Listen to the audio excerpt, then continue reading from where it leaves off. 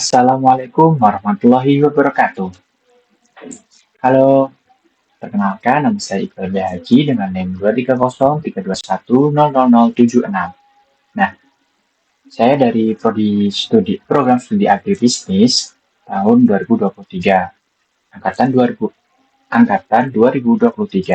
Nah, di sini saya akan menjelaskan terkait laporan mini riset saya yang berjudul Analisis Korespondensi Terhadap Produk Indomie, Mie Sedap, Mie Lemonilo, Sarimi, dan Popmie di kalangan mahasiswa Universitas Trunojoyo Madura yang berdomisili di Telang, Madura.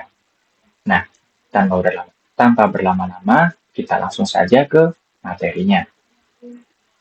Nah, di sini laporan mini riset saya dilatar belakangi oleh mie instan yang populer di kalangan mahasiswa karena praktis, murah, dan bervariasi. Mahasiswa Universitas Trunojoyo Madura memilih merek seperti Indomie, Mie Sedap, dan Popmie berdasarkan harga, rasa, dan kualitas. Preferensi ini belum dianalisis secara detail. Maka, penelitian ini bertujuan memetakan preferensi tersebut untuk membantu produsen meningkatkan strategi pemasaran. Nah, jadi di sini di latar belakang ini karena mie instan ini belum terlalu diituin sama mahasiswa. Kayak belum diketahui antara merek-merek dari kelima itu belum diketahui dari merek apa sih yang terkenal di kalangan mahasiswa Universitas Trunojoyo Madura di sini. Terus lanjut di rumusan masalah. Nah, jadi di sini ada dua masalah yang dimana bagaimana hubungan antara merek mie instan yang berbeda dengan atribut-atribut yang dinilai oleh para responden.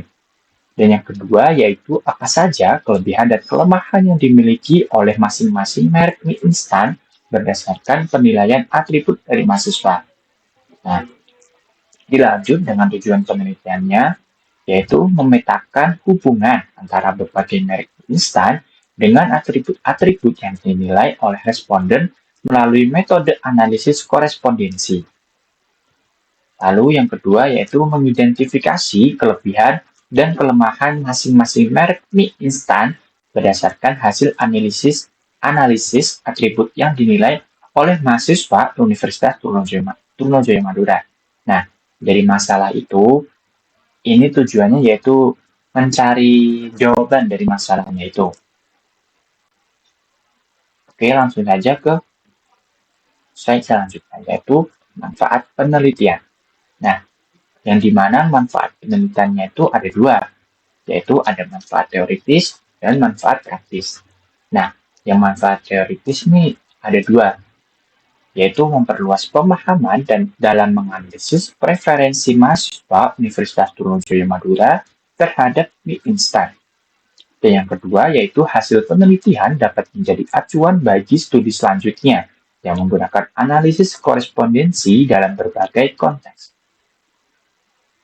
Terus dilanjut ke manfaat praktis, yang dimana ada yang pertama menyediakan informasi yang bermanfaat bagi perusahaan mie instan untuk memahami preferensi dan kebutuhan mahasiswa Universitas Trunojoyo Madura.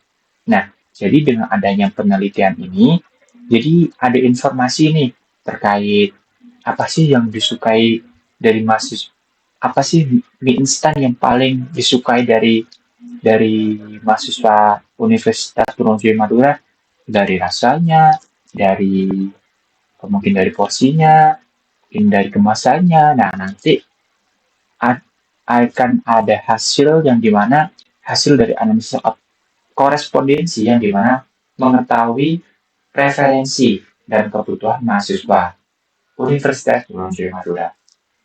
Dan yang kedua yaitu untuk mengetahui kelebihan dan kelemahan tiap merek, perusahaan dapat meningkatkan produk dan daya saing di pasar lokal. Nah, kalau udah dianalisis korespondensi ini, di tiap-tiap mereknya dari atributnya nanti diketahui kelebihan atau kelemahannya di setiap mereknya gitu. Jadi kalau sudah ada nih merek ini ada kelebihan yang di kemasan atau kelebihan di bagian rasanya, terus kelemahannya di bagian yang kurang ini, yang kurang itu. Nah, nanti setelah dianalisis dapat diketahui. Itu. Jadi, langsung saja kita ke slide selanjutnya. Nah, selanjutnya yaitu tinjauan pustaka, yang dimana ini ada konsep dasar analisis korespondensi. Nah, jadi konsep dasar analisis korespondensi itu apa sih analisis korespondensi itu? Nah, jadi dari artikel yang saya dapat dari penulis Utami tahun 2022, yaitu analisis korespondensi adalah metode visualisasi statistik untuk menggambarkan hubungan antar tingkat variabel kategorik. Jadi metode visualisasi, jadi lebih ke menggambarkan statistik, yang dimana kayak statistik kayak ada kayak tabel gitu-gitu, terus untuk menggambarkan hubungan antar tingkat variabel kategorik. Jadi dari variabel nanti diketahui hubungannya itu apa. Terus lanjut ke penelitian terdahulu. Nah, di sini saya dapat penelitian yang dimana ditulis oleh Rahmayuni et al. Tahun 2017, yang dimana penelitiannya ini menggunakan analisis korespondensi untuk menganalisis preferensi mahasiswa Universitas Tadulako terhadap merek instan. Nah, jadi di penelitian ini si penulis Rahmayuni dan teman-temannya menemukan bahwa Indomie dan Supermie unggul dalam kualitas mie, rasa, dan bumbu dibandingkan Sarimi. Hasil ini memberi wawasan bagi produsen untuk memperbaiki strategi pemasaran berdasarkan preferensi konsumen. Nah, sama seperti penelitian ini, jadi di mana hasil dari analisis dari penulis Rahmayuni dan teman-temannya ini memberikan wawasan bagi produsen atau bagi perusahaan untuk memperbaiki strategi pemasaran, yang dimana itu mengetahui dari atribut-atribut yang sering disukai para mahasiswa Universitas Tadulako terhadap merek instan berdasarkan preferensi konsumen atau para mahasiswa dari Universitas Tadulako. Nah, selanjutnya mari kita ke dalam slide selanjutnya, yang dimana ini adalah metode penelitian. Nah, jadi pada metode penelitian saya yaitu populasi dan sampel, merek dan atribut, pengumpulan data, dan analisis data.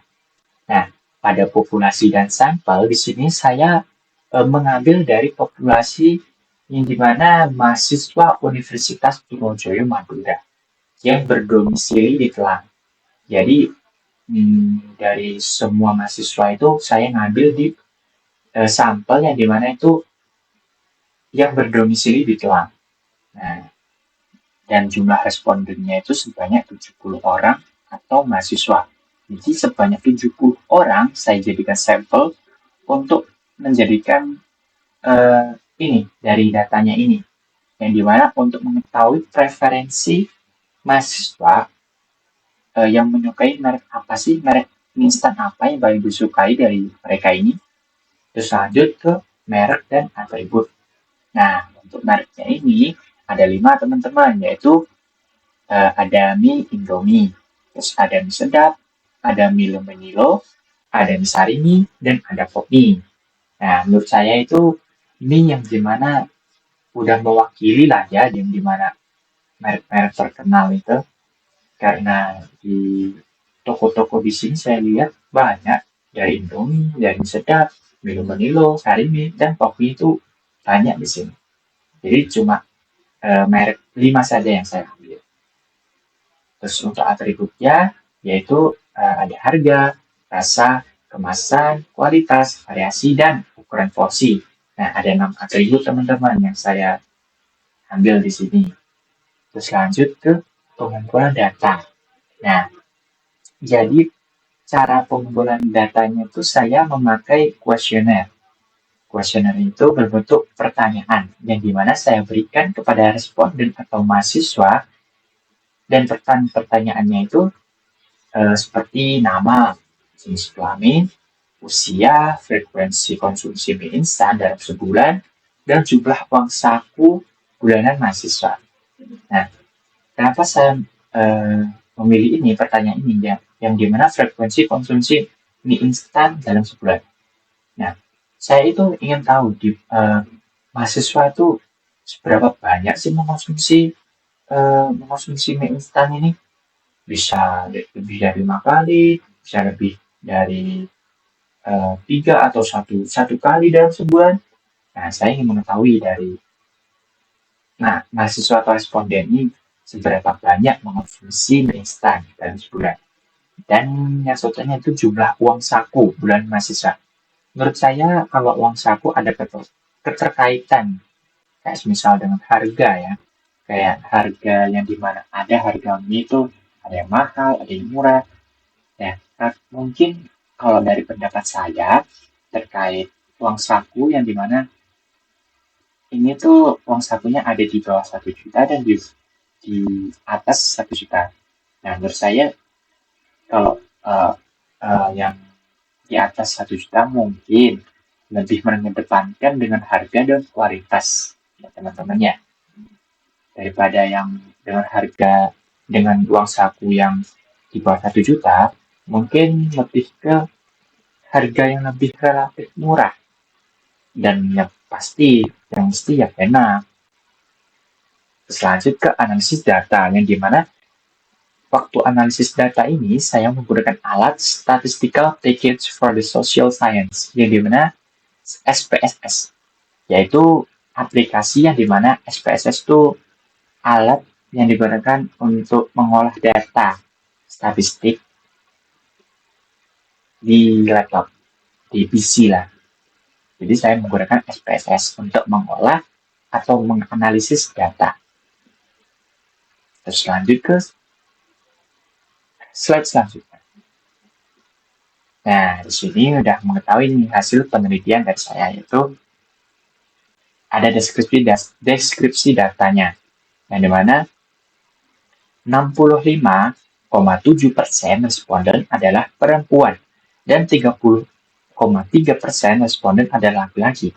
Nah, siswa perempuan Universitas Trunojoyo Madura yang berdomisili di Telang, yaitu sebanyak 65,7% itu sering mengkonsumsi mie daripada laki-laki ya teman-teman. Kalau laki-laki itu sekitar 34,3%. Jadi mungkin kebanyakan para perempuan itu lebih suka makan mie ya, daripada laki-laki.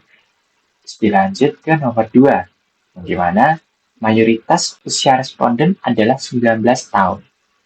Jadi rata-rata yang mengisi pada kuesioner saya yaitu berkisar antara 19 tahun. Ya tidak 19 tahun aja sih banyak usianya. Ya misal ada yang 18 tahun, ada yang 20 tahun, 21 tahun. Tapi yang kebanyakan di sini mayoritas usia responden adalah 19 tahun.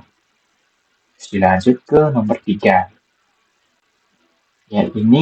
Yaitu 70% responden mengkonsumsi mie instan sebanyak lebih dari 5 kali dalam sebulan. Nah, jadi sebanyak 70%. 70% responden mengkonsumsi mie instan sebanyak 5 kali dalam sebulan. Berarti banyak ya teman-temannya. Banyak banget. Yang 70 orang, jadi 70%-nya itu mengkonsumsi para mahasiswa itu mengkonsumsi sebanyak 5 kali dalam sebulan. Memang enak sih mie instannya. Selanjut ke nomor 4. Nah, jadi yang nomor 4 yaitu sebanyak 64,3% mahasiswa mempunyai uang saku lebih dari 1 juta, sedangkan 35,7% mahasiswa mempunyai uang saku sebanyak kurang dari 1 juta. Jadi dari uang saku yang 1 juta itu lebih banyak ya teman-teman ya, daripada yang uang sakunya di bawah 1 juta. Terus dilanjut ke hasil analisis korespondensi. Nah, di sini ada dari nilai Chi-square, terus hasil distribusinya, dan hasil kumulatifnya.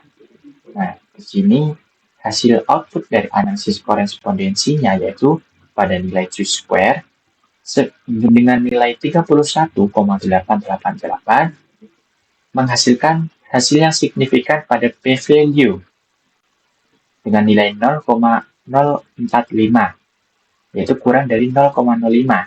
Nah, di sini apabila nilai p-value-nya di bawah 0,05 itu hasilnya bisa dibilang signifikan. Lanjut ke yang nomor 2, yaitu distribusi posisi setiap merek mie instan dan atributnya dalam 2 dimensi. Nah, jadi di sini dapat dilihat ya teman-teman, yang dimana itu pada nilai ininya. Kenapa kok bisa dibilang dalam atributnya dalam 2 dimensi? Karena di sini nilainya ini pada tabel accounted for yaitu lebih dari 0,2.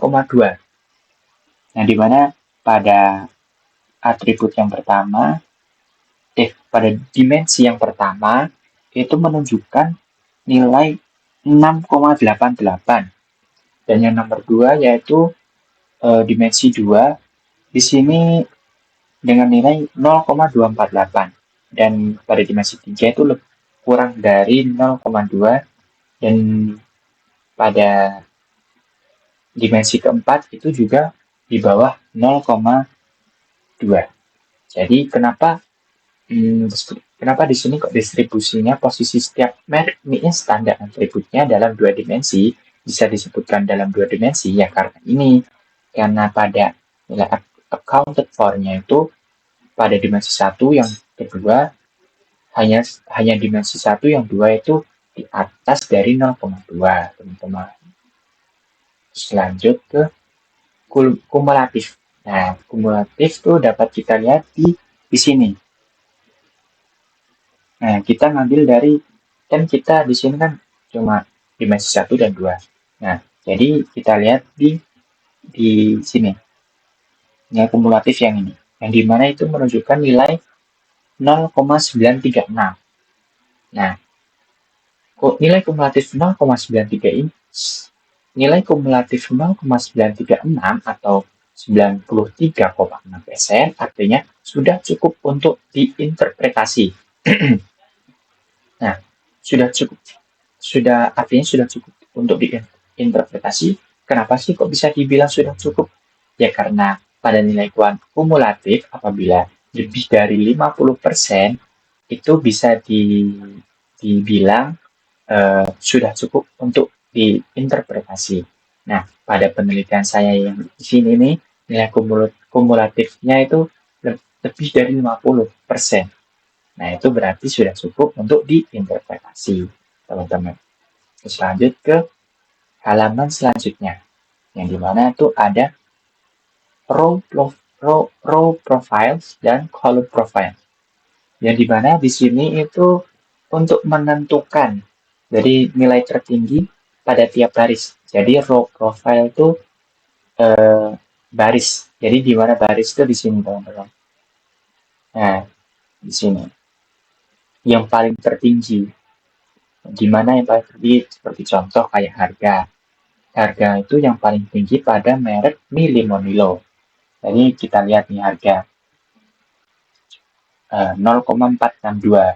Nah, ini kan paling tertinggi dari yang lainnya. Ini kan 0,2, 0,0, 0,7 dan seterusnya.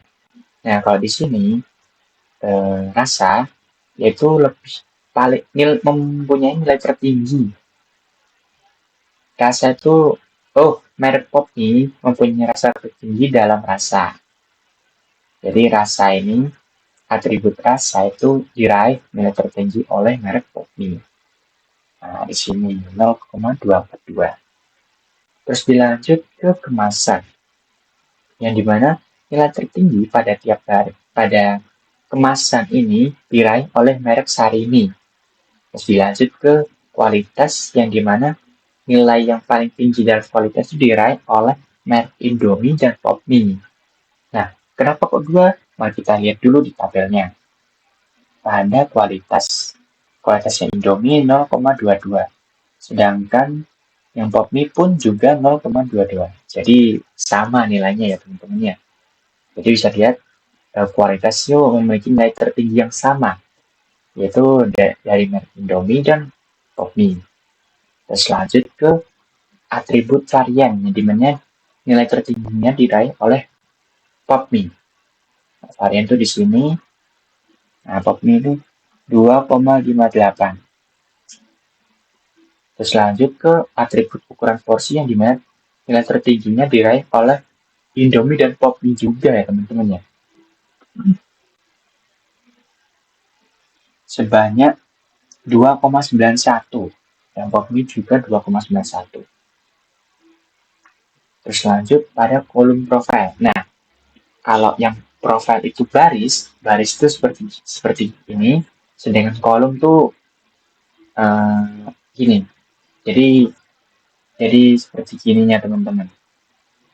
Nah, langsung saja, yaitu nilai tertinggi pada tiap kolom. Nah, kolom tuh kayak gini teman-teman. Nah, jadi nilai tertinggi pada tiap kolom yaitu merek Indomie, yaitu tertinggi dalam ukuran porsi. Oh ya, ini teman-teman bisa dilihat dengan total nilai 203. Terus dilanjut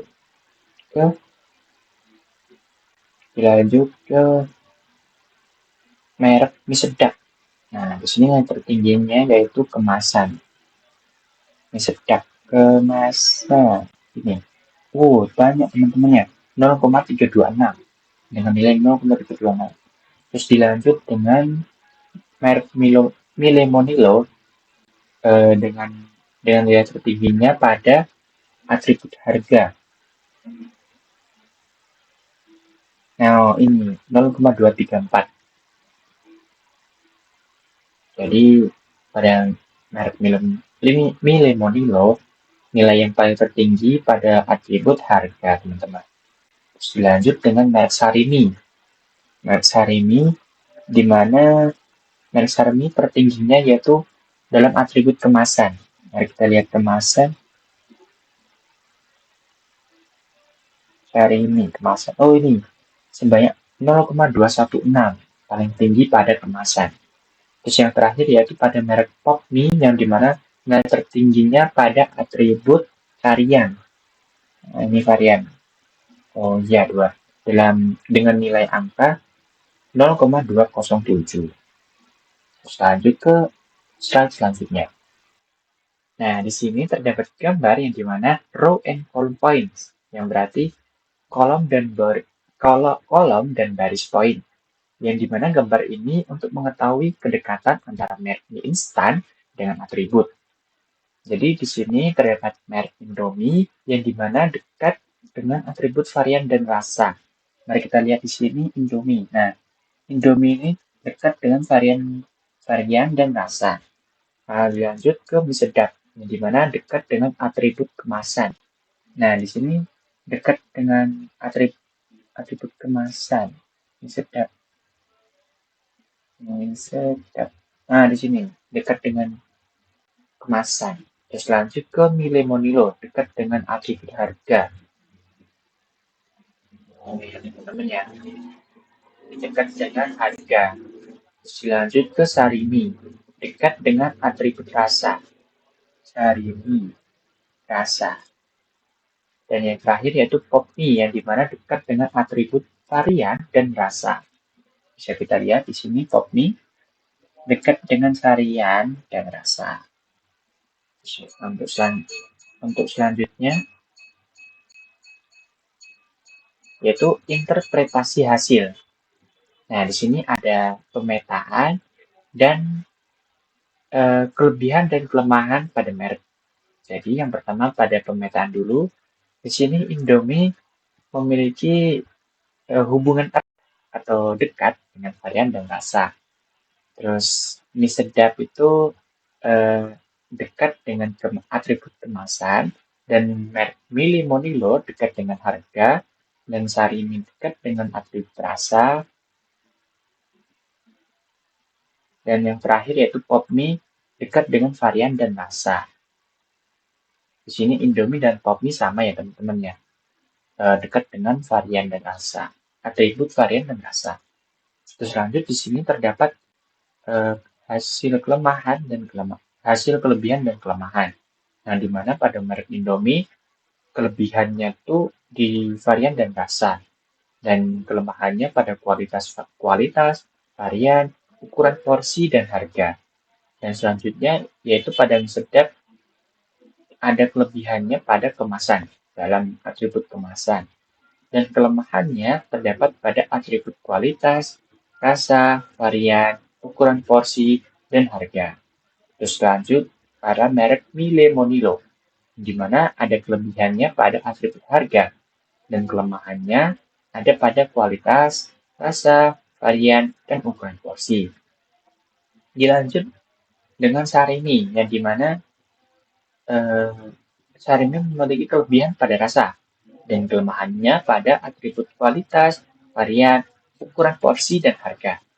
Dan yang selanjutnya yang terakhir yaitu pada merek Pokmi memiliki kelebihan pada varian dan rasa dan kelemahan pada kualitas, varian, ukuran porsi, dan harga. Nah, lanjut ke slide selanjutnya, yang dimana di sini kesimpulan dan saran.